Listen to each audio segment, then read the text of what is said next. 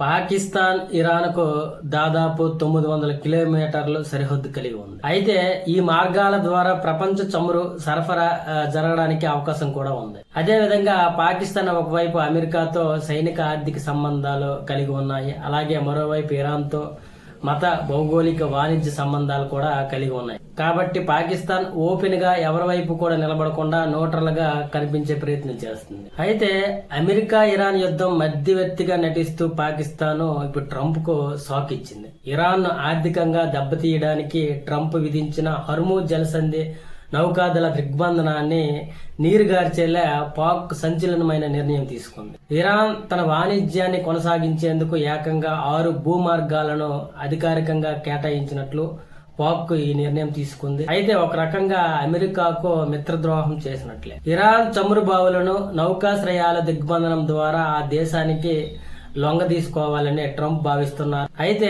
సముద్ర మార్గం మూసుకుపోయిన సందర్భంగా పాకిస్తాన్ తన సరిహద్దుల ద్వారా రష్యా, చైనాలకు ఇరాన్ సరుకులు వెళ్లేలా దారి ఇచ్చింది. దీనివల్ల ట్రంప్ ఆశిస్తున్న అత్యధిక ఆర్థిక ఒత్తిడి వ్యూహం విఫలమయ్యే ప్రమాదం ఉంది.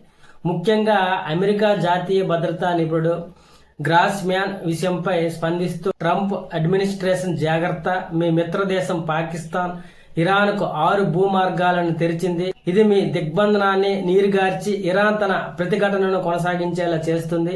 పాకిస్తాన్ మరోవైపు అమెరికాకు దగా చేస్తుందని తన ఎక్స్ ఖాతాలో హెచ్చరించారు. అయితే పాకిస్తాన్ నౌకాశ్రయాలలో ఇరాన్కు వెళ్లాల్సిన దాదాపు 3000 కార్గో కంటైనర్లు నిలిచిపోయి సముద్ర మార్గంలో దిగ్బంధనం ఉండటంతో వీటిని పంపడానికి సాధ్యం కాలేదు.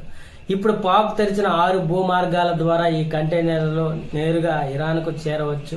తద్వారా ఇరాన్ తన ఆర్థిక అవసరాలను తీర్చుకుంటూ యుద్ధాన్ని సుదీర్ఘకాలం కొనసాగించే అవకాశం ఉంది.